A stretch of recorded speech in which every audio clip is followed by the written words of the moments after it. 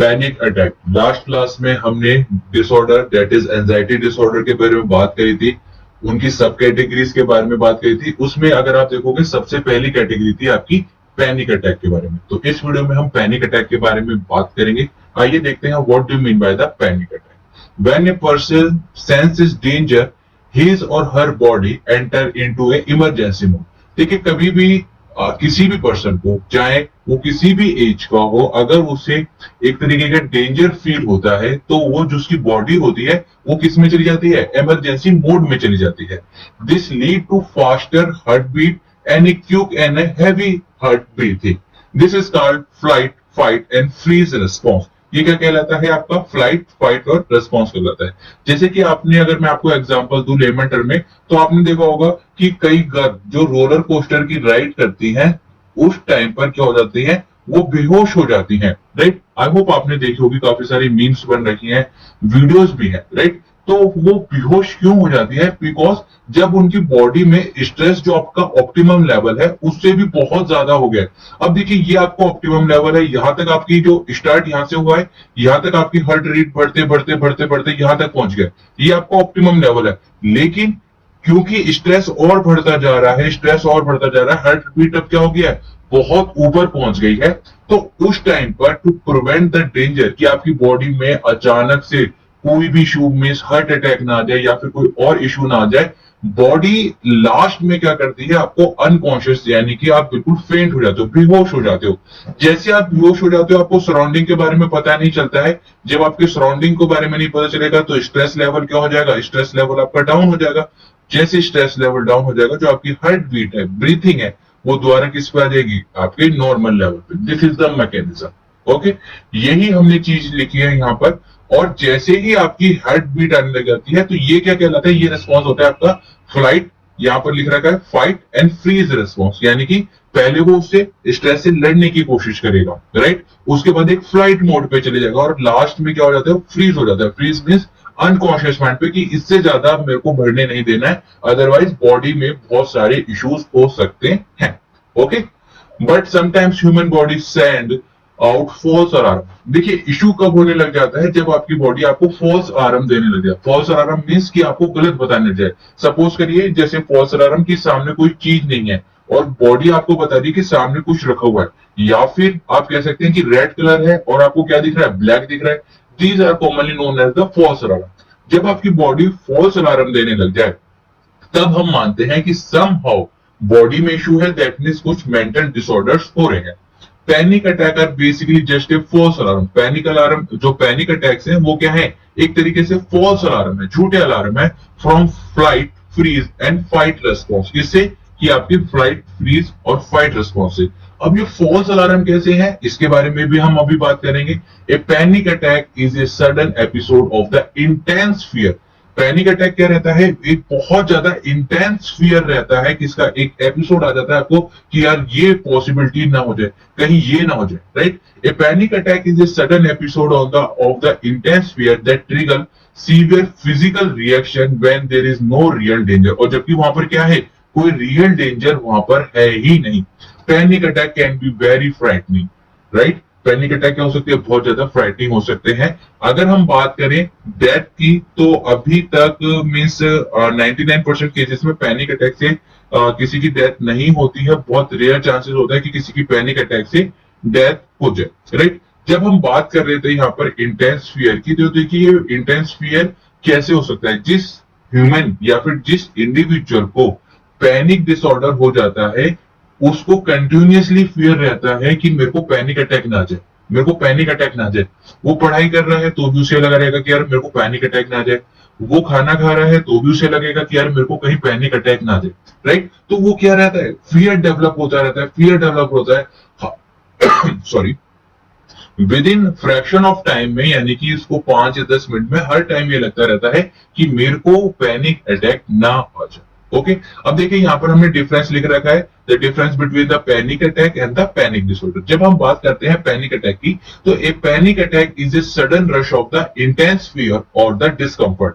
क्या है ये, एकदम सडन रश है किसका, इंटेंस फियर का या फिर डिस्कम्फर्ट का। ओके, पैनिक डिसऑर्डर की जब हम बात करते हैं, panic disorder is a occurrence of the repeated panic attack. जब आपकी पैनिक अटैक रिपीट होने लग जाए, जब आपकी पैनिक अटैक रिपीट होने लग जाए, तो वो क्या बन जाते हैं, आपके पैनिक डिसऑर्डर होने लग जाते हैं। और जिस इंडिविजुअल को पैनिक डिसऑर्डर रहता है वो कंटिन्यूस फियर में रहेगा, क्या, कि उसे पैनिक अटैक आ ना जाए, राइट। जैसे कि मैंने अभी आपको बताया, कंटिन्यूसली उसे ये लगा रहेगा कि पैनिक अटैक ना आ जाए। ओके, तो ये था आपका पैनिक अटैक और पैनिक डिसऑर्डर। सिम्टम्स देख लेते हैं। देखिए, किसी भी चीज को वेरीफाई करने के लिए या फिर जनरलाइज करने के लिए ये उसके सिम्टम्स होते हैं। तो ध्यान रखिएगा कि एटलीस्ट वी नीड 4 और 4+, यानी कि कम से कम हमें 4 सिम्टम्स चाहिए। 4 से ज्यादा भी सिम्टम्स होंगे तो हम उसको कैटेगरी में इंक्लूड कर लेंगे। किसकी कैटेगरी में? पैनिक अटैक की। और ये सिम्टम्स कहां से दिए जा गए हैं? ये सिम्टम्स आपके दिए रखे हैं DSM-5 में, राइट। तो वहां से ये सिम्टम्स हमने यहाँ पर लिख रखे हैं।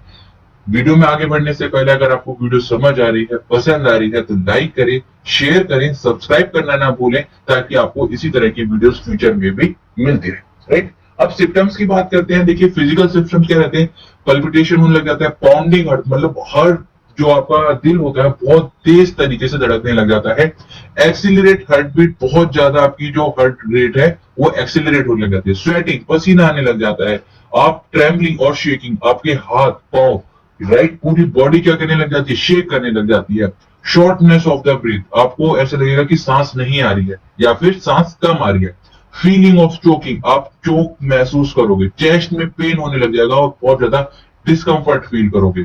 बहुत ज्यादा डिजी फील करना, अनस्टेडी फील करना, लाइट हेडेड, मतलब कि एकदम सर चकरा रहा है, बिल्कुल कुछ महसूस ही नहीं हो रहा है, या फिर फेंट हो जाना, आपको लगेगा कि बेहोशी वाली हालत है।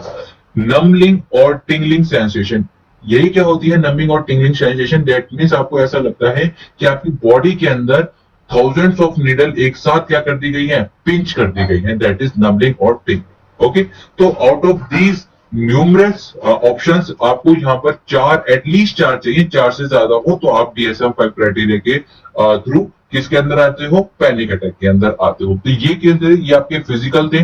अब साइकोलॉजिकल फैक्टर भी देख लेते हैं। फियर ऑफ लूजिंग कंट्रोल और गोइंग क्रेजी, आपको क्या लगेगा कि आप अपनी बॉडी पर, आपके माइंड पर क्या हो रहा है? बिल्कुल कंट्रोल नहीं है। ओके, आपको फियर ऑफ डाइंग, आपको डर लगने लगेगा कि यार इट मे पॉसिबल कि अब मैं ना बचूं, राइट। थोड़ी सी भी बात होगी आपको हल्का सा, आपको ब्रीथिंग इश्यू होने लगे, आपको लगेगा कि यार इट मे पॉसिबल कि अब मैं मर ना जाऊं, right. A sense of being detach from the self, आपको लगेगा कि मैं अपने आप से डिटैच हो चुका हूं या फिर सराउंडिंग से मेरा कुछ लेना देना नहीं है। और observing your self from the outside of the body, और आपको लगेगा कि शायद मेरे अंदर से मैं अपनी बॉडी को ऑब्जर्व कर रहा हूं, राइट। तो ये देखिए, काफी ज्यादा आपको एक तरीके से कहीं ना कहीं साइकोलॉजिकल इफेक्ट बहुत ज्यादा पड़ रहा है आपके माइंड पर। ओके, तो these are the 3 psychological effect. अगर मैं इसकी एपिडेमियोलॉजी की बात करूं पैनिक अटैक में, ये क्वेश्चंस आपके देखिए क्लिनिकल से बहुत ज्यादा पूछा जाता है, एपिडेमियोलॉजी, राइट। तो उसकी बात करते हैं। Panic attack are common, affecting as many as 11% of the population. कितने परसेंट? 11% ऑफ द पॉपुलेशन को आपके पैनिक अटैक क्या आते हैं? आते ही आते हैं, और they are very common. Okay, panic disorder affect 2 to 3%। अगर हम पैनिक डिसऑर्डर की बात करें, यहां पर हमने पैनिक अटैक की बात की थी, panic attack 11%, panic disorder affect करता है कितने? 2 to 3% of the population in a year. Okay, यहां पर भी क्या है? ये भी एक पर्टिकुलर एक ईयर की ही बात करिए, यानी एक ईयर में 11% ऑफ द पॉपुलेशन को इफेक्ट करता है आपको पैनिक अटैक। और पैनिक डिसऑर्डर 2 to 3% में affect women about 2 times more than the man.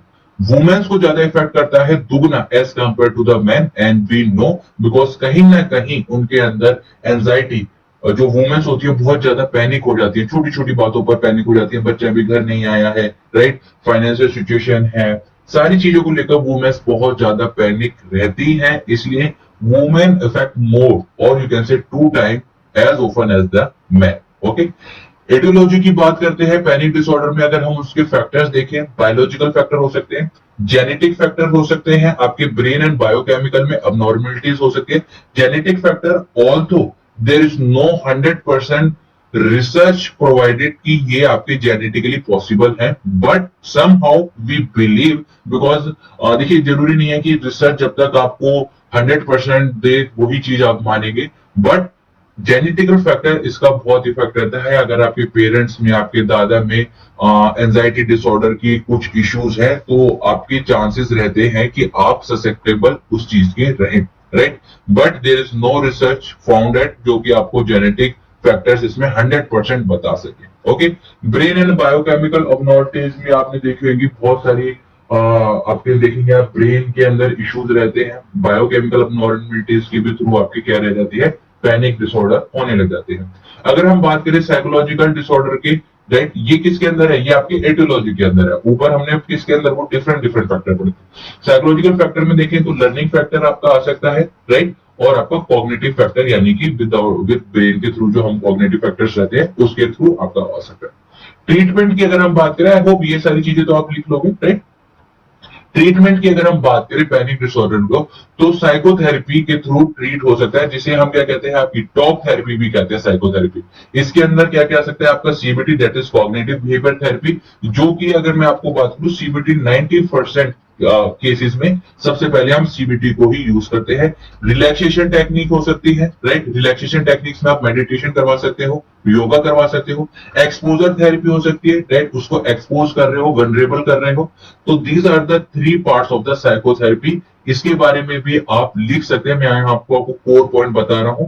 ज्यादा डिस्क्राइब करूंगा, वीडियो 20 to 25 मिनट की हो जाएगी। मेडिकेशन की अगर हम बात करें तो एंटी डिप्रेसेंट हमें देते हैं पैनिक डिसऑर्डर के लिए, और बेंजोडाइजापिन भी देते हैं। ये स्पेशली आपके डिप्रेशन केसेस के लिए भी हम इसको बहुत ज्यादा यूज करते हैं, ताकि जो मेंटल हेल्थ है या मेंटल स्टेबल जो कंडीशन है वो स्टेबल रहे, राइट। तो ये सारा आपका पैनिक डिसऑर्डर में है। कुछ बच्चे कहते हैं सर क्लिनिकल की वीडियोस नहीं है, तो क्लिनिकल के लिए भी सारा मटेरियल यहाँ पर अवेलेबल है, और काउंसलिंग के लिए भी अवेलेबल है।